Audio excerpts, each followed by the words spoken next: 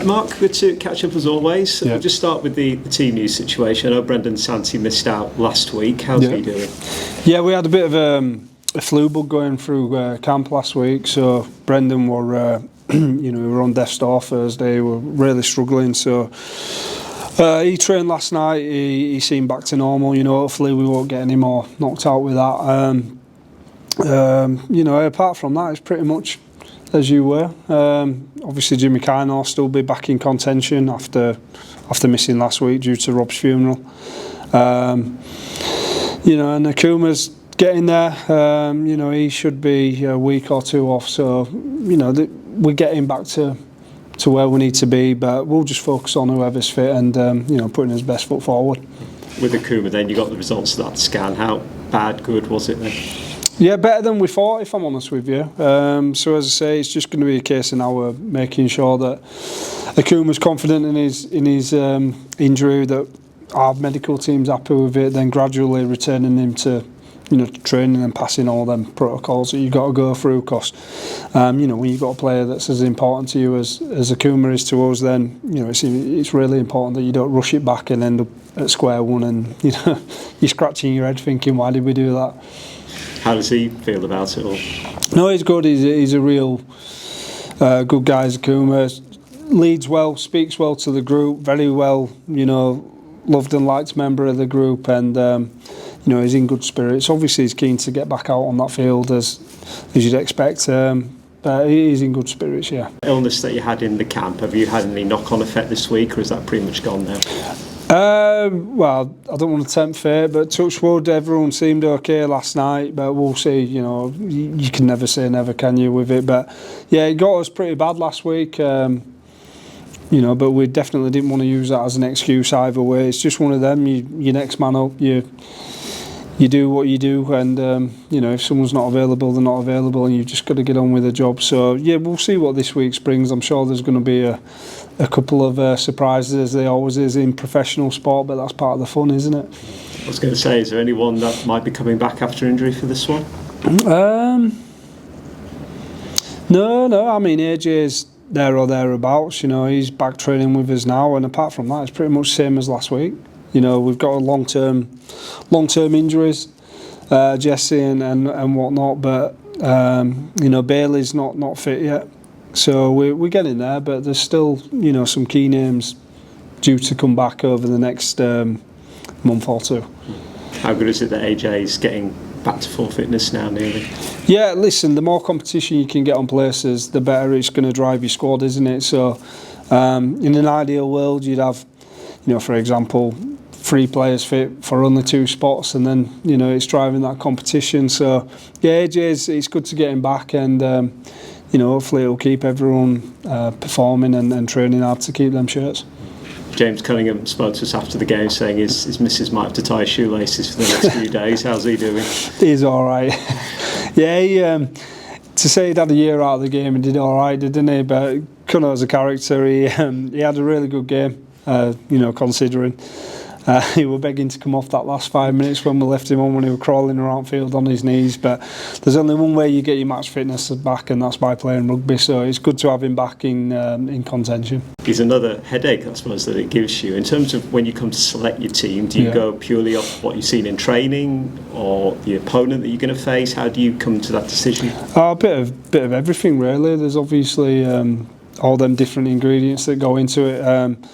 For example, Will Jubb were unlucky against Barrow. We went on a selection, and that were purely, we selected a team that we felt would do the job for Barrow, and that's part of professional sport. You've got to look at all different angles. Naturally, if people are playing well, it makes your life a lot easier. But there's also them tough calls you've got to do as an head coach, and you've got to pick what you think's right for that week. So every week's different, but in essence, if everyone's doing the job on the field, it makes your life 10 times easier than if people are struggling and you're having to really think about your team selection that week. Yeah, with Sam Cook and Will Jubb, and you explained your reasons to Will as to why you did that. Yeah. How important is it to you to have that honesty and that communication with the players in that sense? Oh, that's everything. That's coaching in a nutshell for me. Is them clear communication lines and looking people in the eye and being honest with them. You know, it's not always going to be good news. You know, it's how you deliver that bad news really, and making sure that you do keep them in that feedback loop, and that transparency is paramount to everything, you know. And listen, Jubby's a really good professional. He understood it. You know, he might not agree with it as you'd expect. Players want to play rugby, but you know, at the end of the day, I think they respect you for being honest, and that's what I want this team to be about moving forward, is everyone knowing they've got a role to play, else they wouldn't be here, but also understanding that it's a team game, and you know, we'll pick a team based on the opponent on that week and what we feel is going to be the right build-up of the team for that particular opponent. So in terms of the elements from the Barrow game, there were plenty, I would imagine, from your point of view. What are you looking to take forward from that one into Doncaster? Yeah, listen, every game's tough, isn't it? So we're really pleased with what we did against Barrow. We still feel there's a load that we can go after and improve, and we're under no illusions. Doncaster is going to be a really, really tough game. You know, they're exactly the same as us in league, there or thereabouts, as a lot of teams are, and they'll be eyeballing this game, you know, and looking at it the same reasons that we are. They've got a big pack, a lot of experience, both Super League and a lot of solid Championship experience. Their outside backs are an handful. You know, so they've got a lot of strike and threat throughout the field, and we know we're going to have to be at our best to, you know, to get anything out of that game. So we're just, listen, there's no ego on us. We'll be hard at work all week on that training field, and what happened on Sunday were great, but that's been and gone. You know, it's a new game, a new week, and we're focusing on just putting his best foot forward there. I just find it there with the squad they have, looking at the lineup against Dewsbury, there's a lot of Super League talent in there, and a few former Knights players in there as well. Yeah, there is, and listen, they've got some really good players. I think they've signed very, very shrewdly and smartly. You know, I know a few of the players myself. A lot of the players will know that, so naturally we know what threat they bring with it too. So, as I said, getting the balance as a coach is being aware of what threats they've got, but also being aware of what your team can do and striking the balance right. So we want to build on certain things that we did. We need to fix up certain things that we did, and then, you know, put it all into practice come Sunday. Yeah, in terms of the things that you did, we spoke last week, didn't we, about finding that consistency in attack. It seemed to be there in spades against Barrow. Were you pleased with that? Yeah, and every week's going to be different, you know, and it's building that consistency in your spine's massive, you know, so they can get to grips with how each other plays and build that flow about them. But naturally, every team you play is going to offer a different form of threat, you know, that's going to try and nullify what you're trying to do and vice versa. So it's just being aware of the opposition that you're playing, but also how we want to play as a team. So, yeah, we're getting there, but we're not resting on the laurels. There's still a load that we need to fix up and improve, and they're what we'll be chasing after this week. Also, there's a lot of talk amongst fans now about looking up the table, looking towards the playoffs. That might not have been the case at the start of the season. So how nice is it from your perspective that there is that optimism there now? Yeah, it's great if you're a fan. Yeah, as a coach, you're just looking at it 1 week at a time, and I've said all along since I came in that that's purely our focus. You can't afford to look any further than that, really. It's focusing on Doncaster and making sure that we're prepared as best as we can for that. All that matters is Sunday's game. You know, and after we've got through Sunday's game, we'll move us focus on to the next one. But all we're focusing on is Doncaster. You know, making sure that we're as prepared as we can be. We've got that understanding of how we want to play. We're building on them relationships that we can, and being aware of what threat they're going to pose for us. So yeah, everything's just getting poured into Doncaster this week. And going into that game, you can tell the fans are enjoying watching the rugby, and I suppose it's symbiotic in a way that the fans enjoy watching it because the players are enjoying playing it. Do you get that feeling as well? Yeah, and that's how sport works, isn't it? As I say, it's really pleasing that we're giving the fans something to cheer about, but you know, I'm also under no illusions how quick that can change. So we've just got to make sure that we keep on preparing ourselves how we are. We're enjoying as rugby, you know, and we're giving fans something to smile about. And just finally, Richard Horn, head coach at Doncaster, you must have come up against him at some point. Yeah, top guy and a top coach, absolute quality player as well, isn't he? An FC legend. So yeah, I think what he's done at Doncaster over the last few years has been great. you know, the people that I know him in terms of coaching things speak very highly of him. You know, looking at Doncaster on tape, they're a very organised team that offer strike throughout the field. So yeah, it'd be good to come up against Orney too, because he's a champion guy. Thank you, Mark. No problem. Hi Mark, just reflecting on last Sunday's match, obviously winning against Barrow, you must be happy with your side being more clinical in that contest.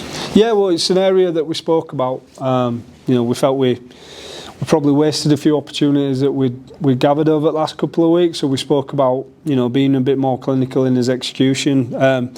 Still felt we had a bit more in us. Naturally, as a coach, you're always going to be trying to push that a little bit more, aren't you? But yeah, it's going in the right direction. So the challenge now is to make sure that we maintain that and go better and not have a dip to come good again.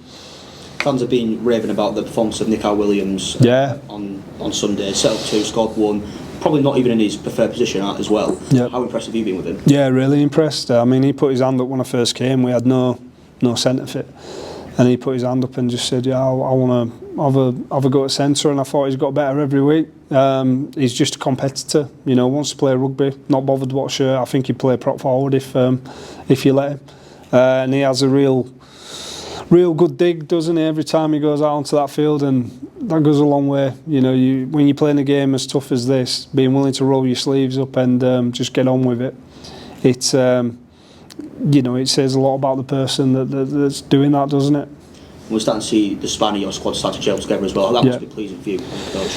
Yeah, listen, I've coached teams where you have a disrupted spine, and I know how much it can, you know, blunt your attack. And I think when you have Will, Liam and Atta all singing in synergy together, and hopefully touch wood we can keep them all fit, it can only be good for us as a team, because them three at 1, 6 and 7, you know, you look throughout the league, and you know, I think that's as good as it gets, isn't it? With you wouldn't be looking at anyone thinking, oh, you know, that's not a good spine. So I think they're up there, definitely in top 3 spines in the league when they're fit and firing. And you know, we've just got to make sure we keep them happy, keep them confident, and playing how they are. You've got Doncaster coming up at the weekend. What do you make of them? Yeah, as I've just said there, I think they're signed very well. They've got strike throughout that field, big pack that can punish you if you're slightly off, and then they've got some clinical outside backs that can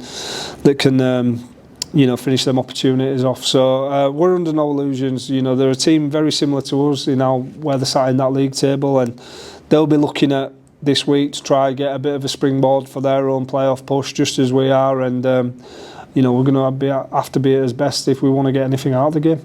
Like you just mentioned there, they are only 1 point, I think it is, above. Yeah, they got, yeah. How important is it for you to sort of get above them then, you know, to assert your dominance over them, because they did get the win over York earlier in the season? Yeah, I think we're coming to a stage of the year now where I think, for me anyhow, you look at that top, probably top 4, you could say, are nailed on to being playoffs, and then I'd say anywhere from position 5 down to second from bottom.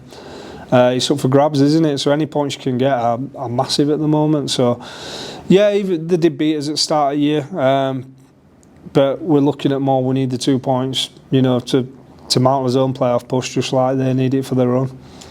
I'll be honest with you, I assume it's been a month since you've come in. I'm losing track of time nowadays. Yeah.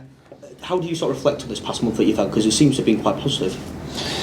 Yeah, it's been enjoyable. I've enjoyed it. It's good to get back into doing what I enjoy doing and love doing. I'm a bit nervous in a good way coming in. You know, when you haven't signed a squad and you coming into it, you don't know what the lads are going to be like, and they've been a blessing in disguise. I really have. I've enjoyed working with everyone from, you know, that senior board level through to the playing squad and everyone in between. You know, the backfield staff as well. It's a good club. It's an ambitious club that want to achieve things. So I'm really glad that I got the opportunity to come and coach here. And last question from me. We saw a double header on Sunday. What's your relationship like with Lindsay Anfield and the York Valkyrie? Yeah, I think Lindsay's doing a fantastic job with the Valkyrie, and it's good to see the York team, you know, pushing standards. And I think how Lindsay's got that team playing, and how they're going this year is a credit to her, as well as, you know, the people playing in that team. But yeah, I speak to Lindsay once a week. I think there's a lot that we can share with each other. and the closer that we can get as a working relationship, I think the better. So yeah, looking forward to getting to know Lindsay really well as well. Brilliant. Thank you very much. No problem.